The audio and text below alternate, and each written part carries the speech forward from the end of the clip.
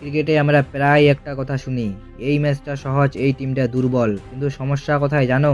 এই ভাবনাটাই অনেক সময় ভুল প্রমাণ করে দেয় একটা টিম, আর সেই টিমটাই হলো বাংলাদেশ। অনেকে এখনো ভাবে বাংলাদেশ মানে সহজ প্রতিপক্ষ, কিন্তু যারা আসল ক্রিকেট বোঝে তারা জানে এই টিমকে হালকাভাবে নেওয়া মানে নিজের বিপদ ডেকে আনা। আর আজ আমরা জানবো কেন বাংলাদেশ এত ডেঞ্জারাস, আর কেন এই টিমের দুইজন প্লেয়ার যে কোনো ম্যাচ ঘুরিয়ে দিতে পারে।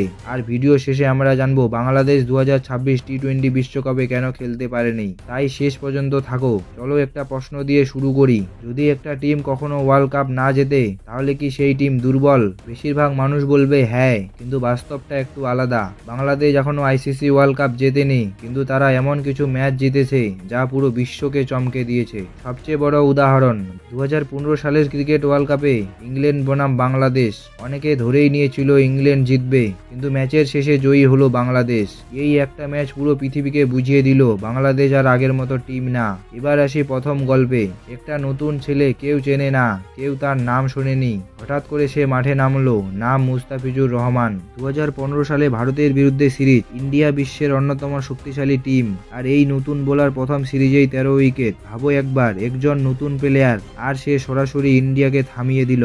এটা শুধু পারফরম্যান্স না, এটা ছিল একটা ঘোষণা। এবার তুমি ভাবতে পারো তার মধ্যে এমন কি আছে? উত্তরটা খুব সোজা, তার কাটার। ধরো তুমি ব্যাটসম্যান, বলটা আসছে, তুমি শট খেলতে প্রস্তুত, হঠাৎ বল দিক বদলে দিল আর তুমি মিস করে গেলে।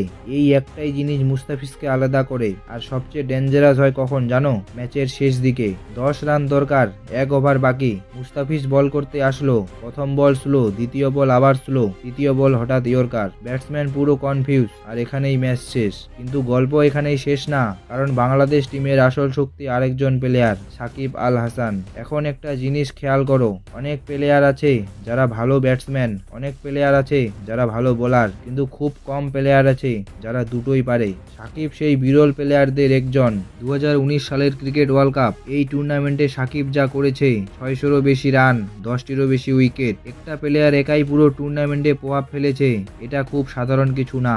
ধরো একটা ম্যাচ বাংলাদেশ হারতে বসেছে, উইকেট পড়ে গেছে, রান দরকার। এই সময় সাকিব আসে, সে শুধু রান করে না, সে ম্যাচকে শান্ত করে, তারপর সুযোগ পেলে আক্রমণ করে, আর বোলিংয়ে গুরুত্বপূর্ণ সময়ে উইকেট নেয়। এই কারণেই তাকে বলা হয় ম্যাচ উইনার। সাকিবের সবচেয়ে বড় শক্তি তার মস্তিষ্ক। সে জানে কখন আক্রমণ করতে হয় আর কখন ধীরে বল খেলতে হয়। এই সিদ্ধান্তটাই ম্যাচ জেতায়। এখন একটা দৃশ্য কল্পনা করো, মিডিল ওভারে সাকিব বল করছে, রান আটকাচ্ছে, শেষ ওভারে মুস্তাফিজ বল করছে, ব্যাটসম্যানকে ফাঁদে ফেলছে, পুরো ম্যাচ বাংলাদেশ কন্ট্রোল করছে।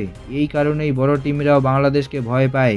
এবার আসি সেই প্রশ্নে যেটা অনেকেই করছে, বাংলাদেশ 2026 টি-20 বিশ্বকাপে কেন খেলতে পারেনি? আইসিসি মেন্স টি-20 ওয়ার্ল্ড কাপ 2026 সব টিম সরাসরি সুযোগ পায় না। কিছু টিম র্যাঙ্কিং দিয়ে যায়, কিছু টিমকে কোয়ালিফিকেশনে খেলতে হয়। বাংলাদেশ এই সময় ধারাবাহিক পারফরমেন্সে পিছিয়ে পড়ে, তাই তারা সরাসরি জায়গা পায়নি। আর সেই কারণে এই বিতর্ক।